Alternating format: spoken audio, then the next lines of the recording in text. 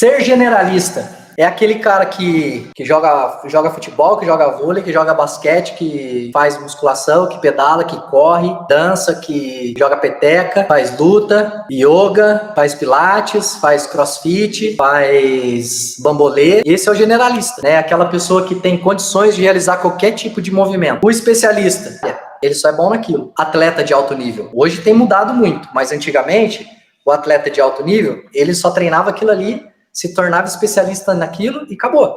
Não estamos tirando o mérito do atleta, mas o que a gente está falando agora é de movimento, tá? Então, o especialista, ele tem a vantagem dele ser especialista naquilo, mas ele não, tecnicamente, ele não consegue fazer outra coisa. Então, a importância de você treinar para ser especialista, mas ao mesmo tempo, sempre quando precisar, ser um generalista, que eu chamo também do cara que é multiesportivo, é aquele cara que tudo ele tá fazendo, que incomoda as pessoas que não gostam de treinar, né? Pô, mas você não para, você vai fazendo tudo isso aí. Eu tenho muita gente que fala isso pra mim, né? Você quer fazer de tudo um pouco. Eu falo, quero, quanto mais eu fizer, pra mim é melhor. Tornar generalista. Eu não sou especialista em nada, mas eu sei de tudo um pouco. Qual que é a vantagem disso?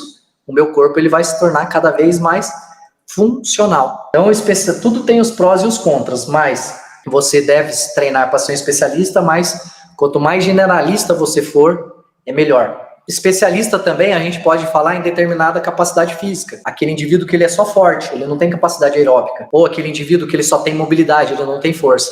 Ah, mobilidade não dá para ter mobilidade e ter força. Opa, peraí, ginasta. Dá sim para a gente trabalhar.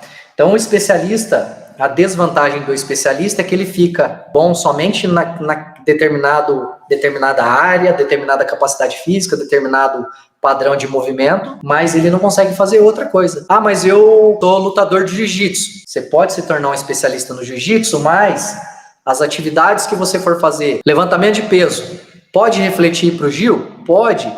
Movimento natural pode refletir para o Gil? Pode. Por que cada vez mais, principalmente a galera do MMA, tem procurado um treinamento de movimento? Porque, como a gente está falando aqui, o movimento, quanto mais repertório motor você der para o seu corpo, melhor fica a especialidade sua.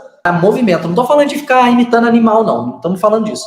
Falando de movimento, porque ele quis enriquecer o repertório motor dele, que a parte de coordenação motora dele, agilidade, ritmo, tudo foi melhorando, porque ele foi treinando movimentos primários, resgatando movimentos primários, para que na luta ele ficasse melhor. Então ele voltou a ser generalista para ele ter rendimento na parte especialista.